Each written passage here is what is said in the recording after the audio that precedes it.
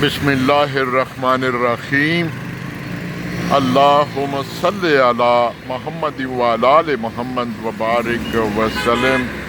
الحمدللہ ثم الحمدللہ۔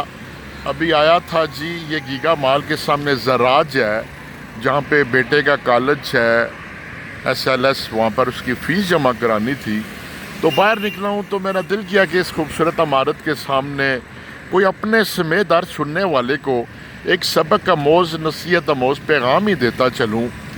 دیکھیں، انسان زندگی میں دو قسم کے جال ہوتے ہیں۔ ایک تشریح کروں گا اس کی، بات تمام حجت بتا رہا ہوں کہ ایک جال وہ جو آپ دریا میں، سمندر میں، کسی ڈیم میں پھینکتے ہیں مچھلیاں پکڑنے کے لیے، اور ایک جال وہ ہے جو آپ بغض، کینے میں، نفرت میں، دوسروں کو نیچا دکھانے کے لیے، دوسروں کو ڈیگریڈ کرنے کے لیے بنتے ہیں، اور دونوں جال ہی ہوتے ہیں۔ لیکن سمندر کے اندر، دریا کے اندر، ندی کے اندر، ڈیم کے اندر مچھلی پکڑنے کے غرض سے، مچھلیاں پکڑنے کے غرض سے پھینکے جانے جال میں کوئی نہ کوئی تو مچھلی آ ہی جائے گی۔ لیکن اگر ہم جو جال دوسروں کے لیے بنتے ہیں، دوسروں کے مسائل پیدا کرنے کے لیے بنتے ہیں، ان کے رستے میں رکاوٹیں کھڑی کرنے کے لیے بنتے ہیں اور ان کو مسائل سے دوچار کرنے کے لیے کوشاں رہتے ہیں، تو دوسروں کو نیچا دکھانے کے لیے بنا ہوا جال، وہ اس میں آپ کے لیے کچھ بھی نہیں آئے گا۔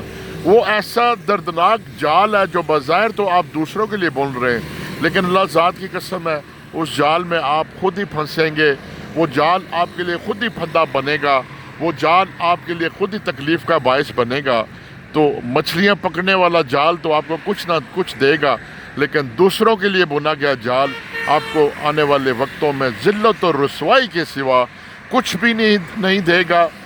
اور دل کو صاف کیجئے، دل کو صاف کیجئے، مثبت سوچ رکھیے، خدا سے ہر وقت بغض، کینہ سے پناہ مانگیے، خدا آپ کا حامی و ناصر ہو جائے گا۔